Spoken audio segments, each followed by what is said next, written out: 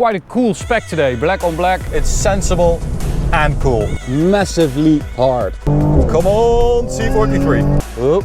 Oh, there's our friend. But they are fake. Is it somewhere here, I believe? Yep. What's up, ladies and gentlemen, and welcome to this POV review by AutoTopNL. My name is Max, and today we've got the facelifted version of one of our favorite cars, the Mercedes-AMG C43 Estate. And well, we've got quite a cool spec today, black on black. Obsidian black is the color, with these beautiful 19-inch AMG wheels, some AMG brakes, and yeah, just a very cool car, I would say, and a very cool car to have like as a family car. So yeah, I'm quite excited to drive it. It has had a little power upgrade, some other upgrades, so I'm going to show you all that. Then we're going to take it for a drive along this road, do a 0 to 100 km/h measurement, take it to the Autobahn and have a good time. But before we begin, don't forget to subscribe and hit the notification bell to receive updates when we upload a new video.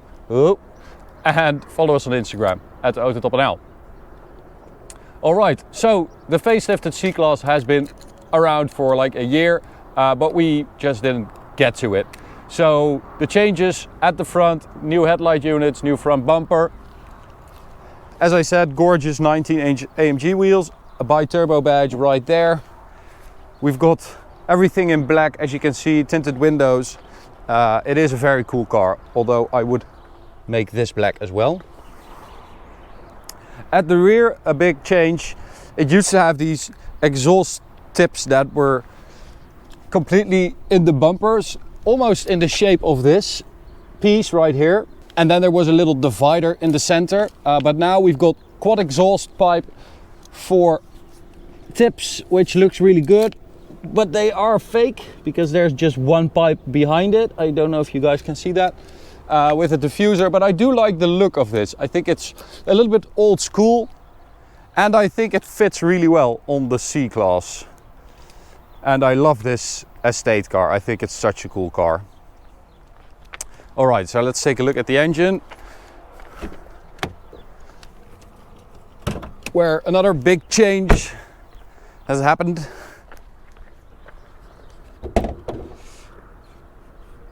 Is it somewhere here, I believe? Yep, there it is. So there is the 3-liter V6 bi-turbo. It used to have 367 horsepower and 520 newton meters. It now has 390 horsepower, so a little upgrade. It has the same amount of torque, 520 newton meters, and they achieved the power increase by fitting some new bigger turbos on there, which also means that the maximum torque arrives around 500 RPM later now compared to the previous one. There's our friend Horsey McHorseface. Yeah, so that's a little change, a little upgrade for the 43. In here we've got these gorgeous AMG seats, which are super supportive, but they are massively hard. So they look really cool, and I have to admit that when I look at second-hand C43s, I always look for these seats, but to have them, to sit in them for longer periods of times, it is quite hardcore, but they look awesome. So in the end, I think I would recommend getting them because they just look so much cooler. So another change we've got for the new C-Class and the new 43 is this steering wheel, which is awesome, one of the best out there, with a little center marking. They also ditched the old analog dials. Well, it's an option on the new C-Class, this digital version, but they just crammed it into the old housing, but it does look very good. And we have this new screen up there, which we will use to get this is cool, track pace. I don't think I've ever shown you this. I'll do a quick look of this system. It's an option, and it basically means that you can get all kinds of track and drag info on your screen and even on your head-up display. So you can get a little track map, you can get lap times, delta times, all in your head-up display, and of course on there as well. but let me show you guys. So you can select all these tracks like Spa, the Hockenheimring, Nürburgring GP, Nürburgring Nordschleife, Nürburgring Nordschleife Bridge to Gantry, Laguna Seca, which is really cool. And although I think it's a little bit misplaced in the 43, because I don't believe that this is that sporty and that hardcore. I think you should use this for other things, namely transporting your family, your dogs and your crap at high speed in a very cool car. This new dial is also pretty cool, the Supersport Dial with a big rev counter, big AMG logo and some more info on the sides. Looks pretty sweet. So we'll take it for a drive and we'll see what it's like and if there have been any more improvements. They didn't change anything on the chassis because that was just fine as it was. Okay, so we'll do a 0 to 100 measurement with our GPS performance meter. We'll go to Sport Plus mode and ESP Sport mode as well. And then we'll do a little brake launch and see what we can get.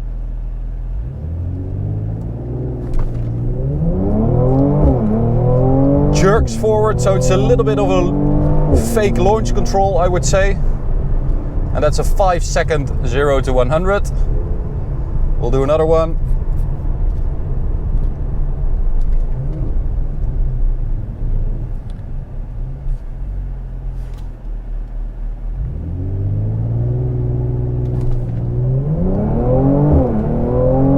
Come on, C43. 4.9. Okay, so it should do 4.8 and we did a 4.7 earlier. So it does what it should and it's even a 10th quicker than Mercedes-A. Because the coupe and the saloon do 4.7 seconds to 100 and this estate takes 4.8. If you want one of these draggies, by the way, you can check out our store, our brand store. Link is in the top right corner for this GPS performance meter with this app. So it's actually a little box and you get this app to control it. All right, driving the C43. As I said, I don't think you should view this like a C63 Lite. It is more like a comfortable, cool, loud people carrier. And we've got the performance exhaust today. So if we rev it a little bit, you have a beautiful, beautiful V6 sound. It's just a lot more civilized than a C63. It's a little bit more under the radar, the styling as well. It doesn't have those huge wheel arches. It's not as loud as a C63, of course. It's just a little bit more subtle and it's not meant to be a super sports estate car.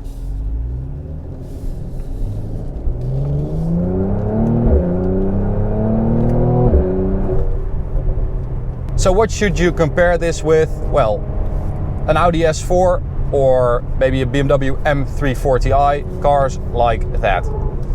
And I have to say that we haven't driven the M340i yet, the new one. But we have driven the 340i, which is better than this on some level, but this is better than an S4. So there are some points where this car feels like it really underperforms, like the gearbox, the 9G Tronic, which is just a little bit dim-witted sometimes.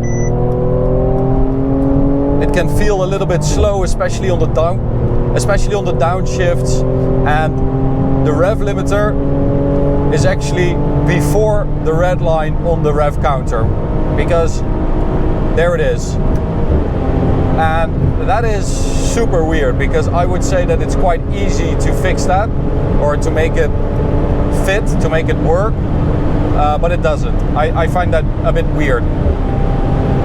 What I do like about this car though is the amount of character it has. It looks freaking awesome. That's the limiter, by the way, 262 kilometers an hour on the speedo, so it's limited at 250 kilometers an hour. But you can get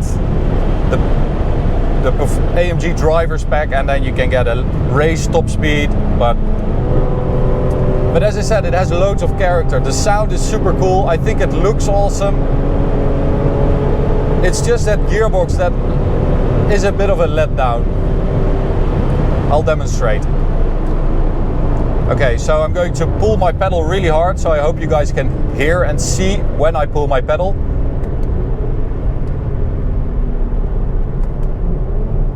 There's just a delay that's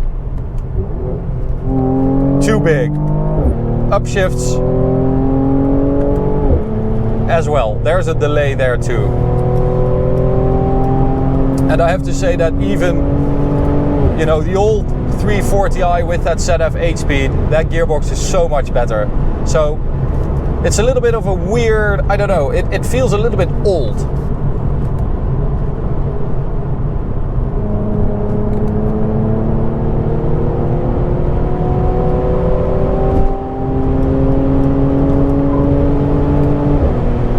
The sound is great though, and I think it actually moves. I mean, it's pretty damn quick.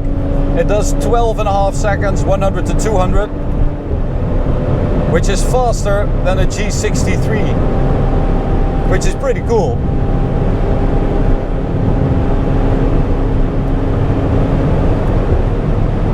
And that's the limiter again. So yeah, that limiter is a big shame. But anyhow, still fun. So I'm going to switch back to automatic mode for the gearbox, and that actually does improve it a lot, because you don't really notice the fact that it lags a little bit, you know, when you pedal shift. When you drive this car regularly, it's okay, it's fine.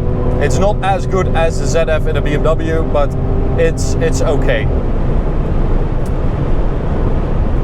It is, however, really the only thing that lets it down a little bit. If you look at the competition, the Audi S4 scores okay grades, you know, across the board, but it doesn't really stand out. It doesn't really have anything that it's really, really good at. It used to be, you know, Audi S and RS, that were the fast quattro cars, but this car is 4MATIC as well, so there's not really that unique selling point anymore, I believe, on an Audi S4. This has a lot more character. And if you compare it to a BMW 340i, which I'm going to do because I have driven that, I haven't driven the M340i, then I would say that the drivetrain of a 340i is a lot smoother. It feels a lot more civilized and maybe even a little bit more modern. Although it is, you know, a previous gen car. But I don't think that unless you get that M Performance exhaust and the power and sound kit, I think that's the only way that a 340i could match this car for character, for drama. And I think that is sort of why I love this car so much, because it is a very sensible estate car that you can do everything with, but it also has that little edge of drama, that little raw edge to it, which I absolutely love. I think this is one of the coolest cars out there, and especially if you get it, you know, in this black on black, it's very aggressive, but not as aggressive as a C63. It really is the bridge between all those bland 4-cylinder C-classes and the crazy AMGs. It has a little bit of both. It's sensible and cool, and I think that's awesome. So that's it, guys. I hope you enjoyed this video. You can subscribe by clicking the big button right here. You can also check out this video or go check out this playlist. Thanks for watching, and I'll see you at the next one. Bye.